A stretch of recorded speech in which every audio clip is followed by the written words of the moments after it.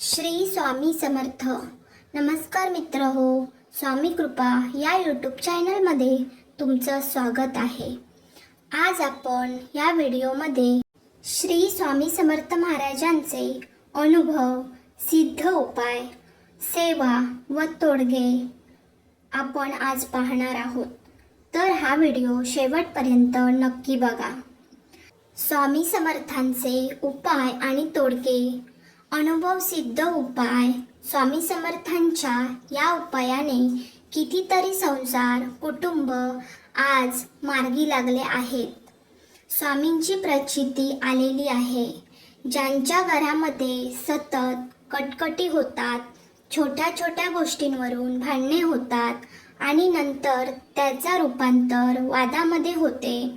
नवरा ऐकत नाही, कटकट करतो, अपशब्द बोलतो, पती पत्नीमध्ये सारखी भांडणे होतात, सासू सुनेचे पटत नाही, घरात सतत कोणाचे ना कोणाचे वाद होत असतात, घरामधील मुले चिडचिड करतात, हट्टीपणा करतात, कोणाचं ऐकत नाही, मोठ्यांचा अनादर करतात, अभ्यास करत नाहीत, घरामध्ये सतत भांडे पडत असतील, कसल्या ना कसल्या कारणाने घरातील इलेक्ट्रिक वस्तू सारख्या खराब होत असतील, तर हे नकारात्मक ऊर्जेचे चिन्ह आहेत.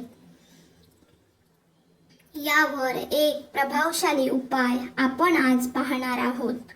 हा उपाय केल्याने तुम्हाला पहिल्या दिवसापासूनच सकारात्मक ऊर्जा जाणवू लागेल. घरातील दोष मुक्त होऊन मनशांती मिळेल. तुम्हाला घरामध्ये बाहेरपेक्षा जास्त करमायला लागेल. घरातील माणसं एकमेकांबद्दल काळजी करायला लागतील. नवरा बायकोमध्ये एकोपा निर्माण होईल. चला तर मग हा उपाय कोणता आहे? स्वामी समर्थांच्या कृपेने तुम्ही या उपायाला सुरू करायला हरकत नाही. अगदी अनुभव सिद्ध हा उपाय आहे.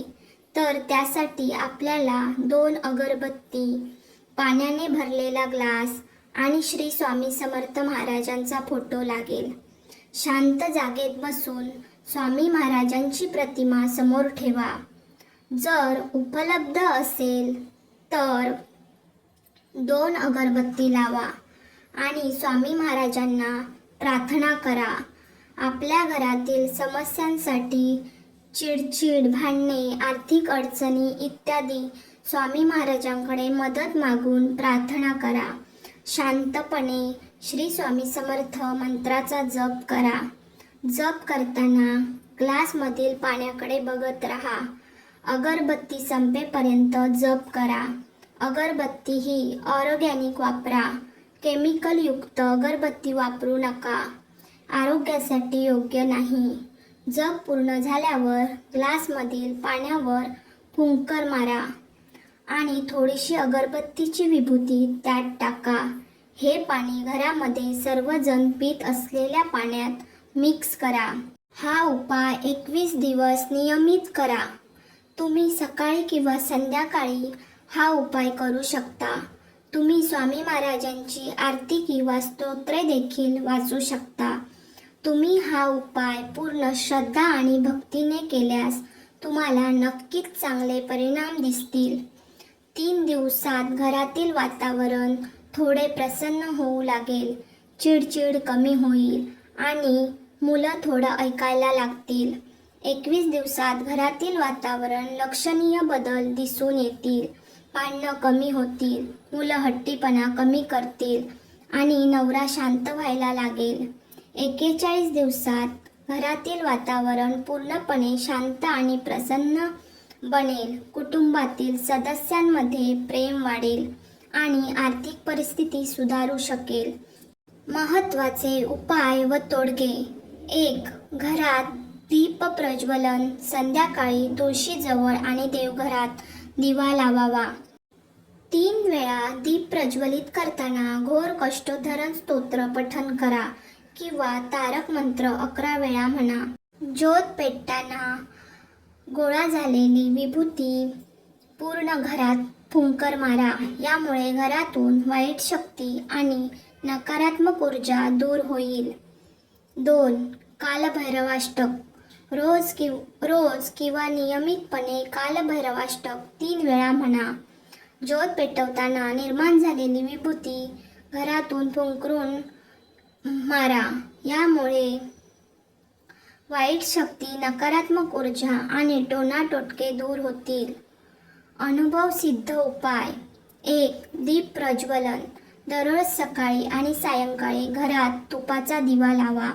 यामुळे देवी लक्ष्मीची कृपा प्राप्त होते आणि घरात सुख समृद्धी नांदते. 2. दही भात उपाय. अमावस्या आणि पौर्णिमेच्या रात्री सुक्या कागदावर थोडा दही भात ठेवा आणि त्यावर हळद कुंकू टाका. हा कागद घराच्या खिडकीवर ठेवा आणि तो सकाळी कचऱ्यात टाकून द्या. यामुळे घरातील नकारात्मक ऊर्जा दूर होते आणि सकारात्मक ऊर्जा प्रवेश करते. 3. जेवणाचा घास. रात्री जेवताना थोडा जेवणाचा घास कागदावर ठेवा आणि हात धुण्याच्या वेळी तो उचलून बाहेर ठेवा. यामुळे वास्तुपुरुष आणि वास्तुदैवत प्रसन्न राहतात आणि घरात सुख शांती नांदते.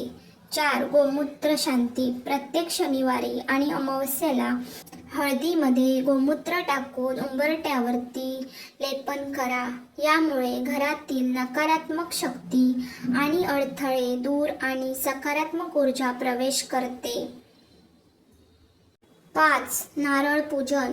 सोमवार आणि एकादशी या दिवसांना नारळ फोडू नये, कारण या दिवसांना देवताचे प्रतीक मानले जाते आणि नारळ फोडल्याने देवतांना त्रास होऊ शकतो. 6. गाय माता पूजन. गाय आपल्याला दूध देते आणि अनेक प्रकारे आपल्याला उपयुक्त ठरते. त्यामुळे गायला हाकलून लावू नये. गायीला अन्न आणि गूळ द्यावे. यामुळे आपली पापं दूर होतात आणि सुखसमृद्धी प्राप्त होते. 7. प्राणीमात्र पूजन. घरातील कुत्रे आणि इतर प्राण्यांना नियमितपणे जेवण द्यावे. यामुळे पंचमहायज्ञ केल्याचे पुण्य प्राप्त होते आणि घरात सुखशांती लाभते.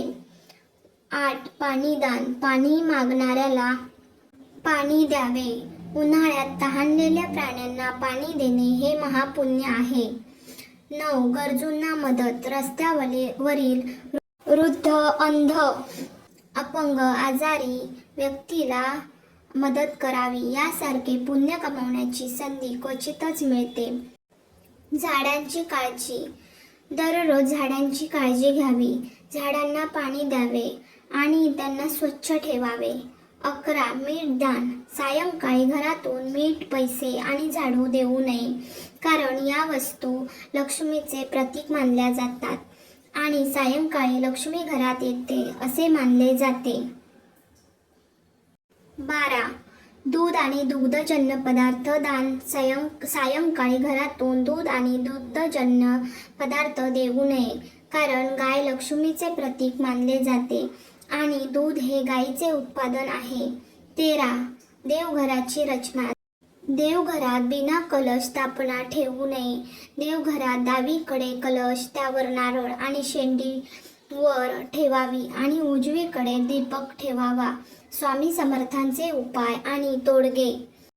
कामावर जाताना चिडचिड करू नये, अन्यथा कामात विचलित व्हाल. उपाशी पोटी कामावर जाऊ नये. काहीतरी खाऊनच बाहेर पडावे. 15. उत्साही राहण्यासाठी. एखाद्या दिवशी कामावर जाण्याची इच्छा नसेल तर सकाळी अंघोळीनंतर ओम चैतन्य गोरक्षनाथाय नमः हा मंत्र 20 मिनिटे म्हणा. 16. पती पत्नीतील प्रेम वाढण्यासाठी. एखाद्या बहिणीला तिचा पती त्रास देत असेल तर तिने तुळशीला पाणी घातल्याशिवाय भोजन न करण्याचा संकल्प करावा. 17. देवीची कृपा प्राप्त करण्यासाठी देवीच्या 3.5 पीठाचे दर्शन घेऊन देवीचा अभिषेक करावा आणि खणा नारळाने देवीची ओटी भरावी. तुळजापूरची तुळजाभवानी, कोल्हापूरची महालक्ष्मी आणि जवळची सप्तशृंगी ही देवीची 3.5 पीठे आहेत. 18. घरातील नकारात्मक ऊर्जा दूर करण्यासाठी पाण्यात थोडेसे मीठ टाकून फरशी पुसावी. 19. इच्छा पूर्ण करण्यासाठी रोज सायंकाळी पिंपळ वृक्षाला दूध मिश्रित पाणी घालावे, दिवा लावावा आणि 5 प्रदक्षिणा घालत इच्छा पूर्ण दाखवा. 20. कामात यश मिळण्यासाठी, महत्त्वाच्या कामासाठी घराबाहेर पडताना खिशात श्रीयंत्र बाळगा. 21. रात्री शांत झोपण्यासाठी रात्री भीतीदायक स्वप्न पडत असतील तर पाण्याने भरलेले तांब्याचे भांडे ठेवून झोपावे. सकाळी हे पाणी एखाद्या झाडाला घालावे. 22. सुरक्षित ड्रायव्हिंगसाठी सुरुवात करण्यापूर्वी ड्रायव्हिंग सीटला हात लावून आपल्या इष्टदेवतेचे स्मरण करावे आणि नंतरच ड्रायव्हिंग सुरू करावे. पौर्णिमेला सायंकाळी गाडीला एखादे फूल व्हावे आणि अगरबत्ती लावावी. 23. दुकान बंद करून जाताना कुलदेवतेचे, इष्टदेवतेचे आणि वास्तुपुरुषाचे आभार मानावे. दिवसभरातील नफा तोटा त्यांना समर्पित करा. 24. निरोप घेताना, कोणाचाही निरोप घेताना येतो म्हणावे, जातो म्हणू नये. 25. घरातील शांतता राखण्यासाठी घराच्या मुख्य दरवाजासमोर चप्पल ठेवण्याची सवय टाळावी. 26. घराचे बांधकाम करताना जमिनीखाली हाडे, विठा, शंख इत्यादी सापडल्यास त्या जागेची शुद्धी करून घ्यावी. 27. देवी देवतांचे दर्शन. दरवर्षी आपल्या कुलदेवतेचे आणि इष्टदेवतेचे सहपरिवारासोबत दर्शन घ्यावे. घरात शुभकार्य संपन्न झाल्यानंतरही दर्शन घ्यावे. 28. आत्मबल वाढवण्यासाठी कुलदेवतेची नित्य उपासना करावी. नामस्मरणाने आत्मबल वाढते आणि संकटाचा सामना करण्याचे धैर्य अंगी येते. इतर उपाय. घरात नियमितपणे धूप आणि दीप लावा.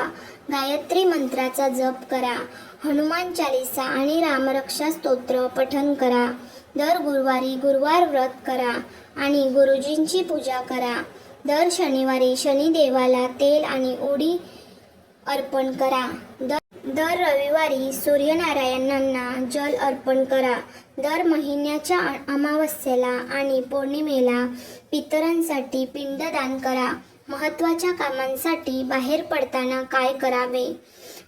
श्रीयंत्र बाळगा आणि उपाशीपोटी जाऊ नये.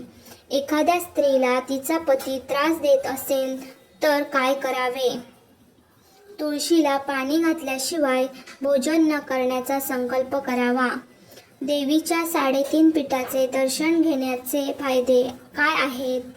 देवी लक्ष्मी प्रसन्न होते आणि उद्योगधंदा व्यवसायात बरकत येते. घरातील नकारात्मक शक्ती ऊर्जा दूर करण्याचा उपाय काय आहे? पाण्यात थोडेसे मीठ टाकून फरशी पुसावी. 5. इच्छा पूर्ण करण्याचा मंत्र काय आहे? रोज सायंकाळी पिंपळ वृक्षाला दूध मिश्रित पाणी घालावे आणि 5 प्रदक्षिणा घालाव्या. स्वामी समर्थांच्या उपाय आणि तोडग्यांनी घरातील वातावरण शांत आणि प्रसन्न बनते.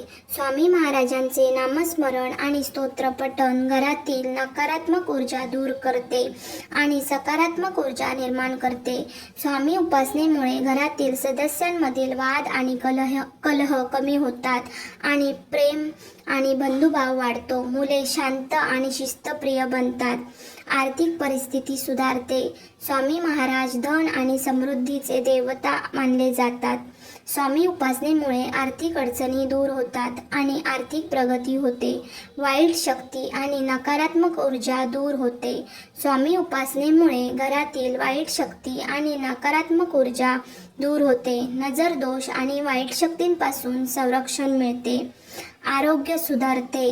स्वामी उपासनेमुळे शारीरिक आणि मानसिक आरोग्य सुधारते. रोग आणि त्रासांपासून मुक्ती मिळते. इच्छा पूर्ण होतात.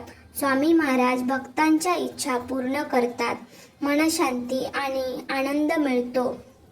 स्वामी समर्थांच्या कृपेने घरातील दोष पूर्णपणे निघून जातात आणि स्वामी समर्थांच्या सेवेत राहिल्यामुळे स्वामी समर्थ आपल्या सदैव पाठीशी उभे राहतात. मित्र हो, जर तुम्हाला ही माहिती आवडली असेल तर व्हिडिओला लाईक, शेअर, सबस्क्राईब नक्की करा आणि हा व्हिडिओ पूर्ण पाहिल्याबद्दल तुमचे आभार.